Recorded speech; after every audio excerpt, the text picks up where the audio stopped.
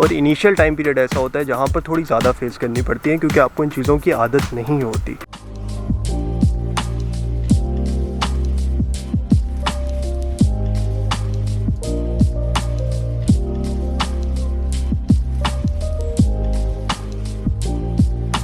तो भाई अस्सलाम वालेकुम और welcome to another MR guideline to Europe session. आज का टॉपिक में थोड़ी सी शिकायत है मुझे, ठीक है, कुछ लोगों से, कुछ स्टूडेंट से।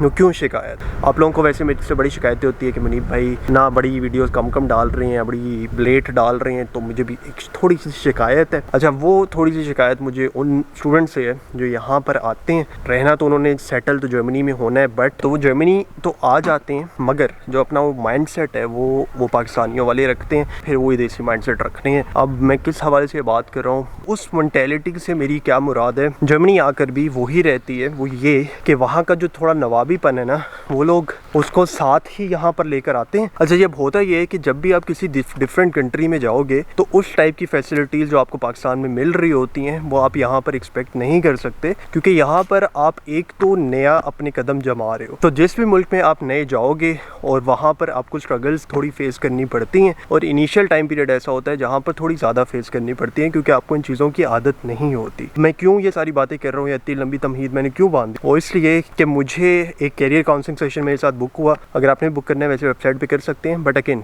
Stick to the topic. वो टॉपिक ये, तो उस कैरियर काउंसलिंग सेशन में मुझे एक यहाँ पर आए हुए स्टूडेंट ने कहा कि मुनीब भाई मैं बड़ा परेशान हूँ, पैसे वैसे मेरे पास बड़े कम रह गए हैं, मेरी अमाउंट जो है वो बिल्कुल ख़त्म हो रही है, घर से मैं मंगवाना नहीं चाह रहा, तो आप मुझे बताएं कि आपके वाले ही सिटी में हूँ। तो वो इसी सिटी में था जहाँ पर मैं शुरू में आया था। तो उन्होंने मुझे कहा कि यार मुनीब भाई आप मुझे बताएं कि कहाँ पे जॉब्स कर सकते हैं ना, कहाँ से मैं पैसा वैसा जनरेट कर सकता हूँ। और उस बॉय को 6 महीने हो गए थे आए हुए ऑलरेडी ना यहाँ पर। 6 महीने के बाद आपका अकाउंट, जाहिर बात है, आप खा रहे हो, पी रहे हो, रेंट दे रहे हो, रह रहे हो, तो आपको कुछ चीज़ें, आपका जो अकाउंट है वहाँ से कुछ आ नहीं रहा और रेगुलरली अमाउंट जा रही है, तो वो तो लो होगा। तो मैंने कहा यार 6 महीने आपने चिलिंग मारी हो? कहते हाँ मुनीब भाई बस ना मैं पढ़ रहा था और चीज़ें समझ रहा था, ये वो। मैं कहा चलो ठीक है, कोई इशू नहीं। मैंने कुछ जगह उसे रिकमेंड कर दी कि आप यहाँ पर जाओ, यहाँ पर स्टूडेंट जॉब्स आपको मिल जाती हैं। अच्छा, अगला सवाल उनका ये था कि मुझे जर्मन नहीं आता, तो क्या मैं इन जगह पे जाऊँगा तो मुझे जॉब मिल जाएगी? तो मुझे ऐसी कंपनीज का पता था जहाँ मैंने रिकमेंड किया, हाँ यार मिल जाएगी, जर्मन नहीं आती फिर भी मसला नहीं है। मुझे भी नहीं आती थी, फिर भी हमें आते ही 2-3 महीने बाद हमने काम स्टार्ट कर दिया था। अच्छा, तो बॉय ने ये सुना, बॉय कहता है यार ये तो फिर सही ना मुनीब भाई, बताएं कौन सी जगह है। खैर मैंने जगह बता दी, वो वहाँ पर गए और जाते ही उन्होंने 10 दिन बाद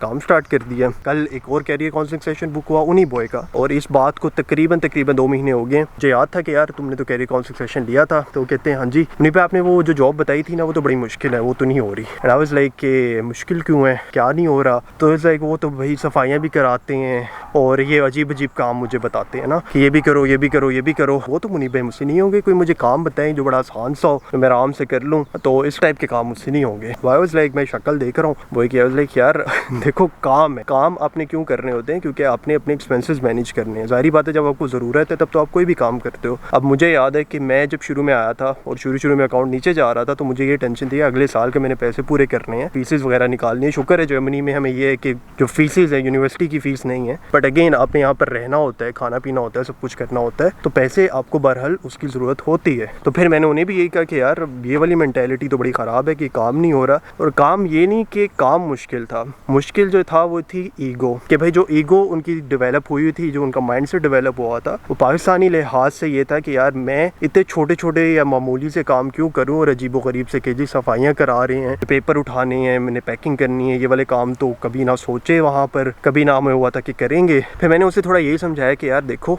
ज़रूरत आपको है पैसे कमाने के लिए, शुरू में आपको इस टाइप की चीज़ें करनी पड़ती हैं। ज़रूरी नहीं है कि आप सारी उम्र वो करोगे, बट ये चीज़ें करने में कोई हर्ज भी नहीं है, कोई बुराई भी नहीं है। आप मेहनत कर रहे हो, मेहनत करके पैसे आप कमा रहे हो, उसमें हर्ज, ठीक है। मैं जब शुरू में आया था, मैं अपनी एग्जांपल दूँ तो मैंने कहाँ काम नहीं किया। अलग पेपर फैक्ट्रीज होती हैं, पेपर फैक्ट्री में, मेटल फैक्ट्री में। एक मेरी वीडियो स्टूडेंट अब्रॉड की जहाँ पे मैंने वो जगह, एक्चुअल जगह दिखाई थी जहाँ पर मैंने जाके काम किया था, और स्पेशली मैं उस जगह गया था उस वीडियो को शूट करने के लिए, तब जबकि मेरी जॉब शॉप अल्हम्दुलिल्लाह पैसे वैसे आ रहे थे, सब चल रहा था। But during the student duration मैं वहाँ पर काम करता था। तो मैं 4 साल बाद जर्मनी में सेटल होने के बाद मैं वहाँ पर शुरू वाले टाइम पीरियड के लिए मैं वीडियो बनाने के लिए गया कि यार स्टूडेंट्स कैसे कैसे काम करते हैं। तो उसमें आप देख सकते होंगे कि मैं एक मेटल फैक्ट्री में काम कर रहा था। वहाँ आपको बाहर भी उठाना था, आपके कपड़े भी गंदे होंगे, वहाँ माहौल भी बड़ा अजीब सा होगा क्योंकि मेटल फैक्ट्री है, पोल्यूशन होती है, बड़ी बड़ी अजीब सी स्मेल भी आ रही होती थी, बट वो सारे काम हम करते थे। अब करते क्यों थे? क्योंकि हमने खर्चे निकालने थे। शौक तो नहीं होता किसी को भी ऐसे काम करने का, और जो थोड़े मुश्किल हो या थोड़ा हमारा ना वो इगोइस्टिक फैक्टर जहाँ पे आ रहा हो कि नहीं यार पाकिस्तान में तो हमारे लिए लोग ऐसे काम कर रहे थे, इधर आके हम क्यों ऐसे काम करें ना। तो आई थिंक ये चीज़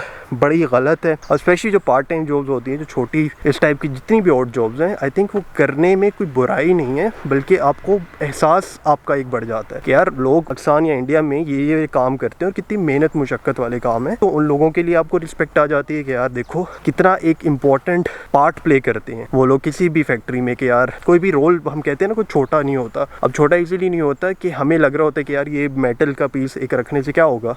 छोटे छोटे काम करके या छोटे छोटे जो लोग वहाँ पे काम कर रहे थे उसी से वो पूरी एक फैक्ट्री चल रही थी मेटल की। हर कोई अपने अपने लिहाज से मेहनत कर रहा होता है। बट ये चीज़ कि आप कोई काम पकड़ो और उसे फिर पकड़ के कहो कि यार नहीं ये तो नहीं होगा, मुझे कोई मेरे स्टैंडर्ड का काम दो। स्टैंडर्ड यहाँ पे बनाना है, अभी बना नहीं है। तो अगर आपको स्टैंडर्ड के काम चाहिए, टाइप के काम आप करना चाह रहे हो, उनके लिए अपनी फुल एफर्ट डालो। अगेन अगर वो अभी आपको नहीं मिल रही, क्योंकि कुछ चीज़ों को मिलने में टाइम लगता है, फिर अगर आपको खर्चे पानी पूरे करने के लिए जो करना पड़े वो करो। उसमें आप इतने कीड़े ना निकालो कि यार ये तो मुश्किल है और ये मुश्किल है। हाँ, तो ये चीज़ थोड़ी सी मेरी नज़र में मुझे बड़ा अजीब लगा कि यार उसे पैसे भी चाहिए और उसने काम भी नहीं करना। तो मैंने उसे यही कहा कि यार या तो आप अपनी फील्ड रेलिवेंट जॉब्स अप्लाई करो। और वो कह रहा था मैं 6 महीने से कर रहा हूँ, अभी मुझे नहीं मिल रही। और मिल इसी वजह से नहीं रही थी क्योंकि उसके लैंग्वेज स्किल्स इतने अच्छे नहीं थे और ना ही उसने कोई एक्स्ट्रा स्किल्स अपने डेवलप किए थे डिग्री के अलावा। तो फिर मैंने उसमें भी उसे कहा कि यार अपने स्किल्स तो डेवलप करो, अपनी जर्मन इंप्रूव करो। And he was like German improve करने के लिए तो फिर मुझे पैसे चाहिए होंगे, मुझे स्कूल जाना पड़ेगा। तो मैंने वही कहा कि यार लूप होल चल रहा है एक, आप पैसे कमाना नहीं चाह रहे हो,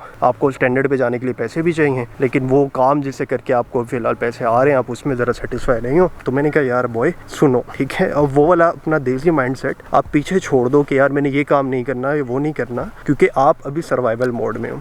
और बंदा जब सर्वाइवल मोड में होता है तो कुछ भी करता है। और अब मेरा देख लो कि अल्हम्दुलिल्लाह अब तो सेटल हूँ, बट मैंने भी बड़े इस तरह के काम किए हैं, लाइक पेपर डालना। रेस्टोरेंट में मुझे याद है वहाँ टॉयलेट भी आपने साफ़ करने हैं, वहाँ पे सफाइयाँ भी करनी है, सब कुछ करना है। तो आई थिंक ये सारे काम कोई हर्ज नहीं है। आई एम वेरी प्राउड कि मैंने वो सारे काम किए। मैं कभी छुपाऊँ नहीं उन कामों को कि नहीं मैं तो जी बड़ा ना हाई फाई किस्म का मेरा लिविंग स्टैंडर्ड है, सब कुछ बड़ा हाई फाई है, तो ये क्या इस टाइप के कामों से तो मेरा पाला नहीं पड़ा। मेरा पड़ा है लाजमी, मैंने किए हैं, बट अगेन जो मैंने किया है I am really proud of that. यही चीज़ आपको दूसरों के एहसास समझने में भी आपको मदद करती हैं और आपकी कदर अपनी नज़र में भी बढ़ती है और दूसरे जो इस तरह के काम करते हैं उनके लिए भी आपके दिल में थोड़ी रिस्पेक्ट आ जाती है, बल्कि काफ़ी आ जाती है। मेरे दिल में तो काफ़ी आई है।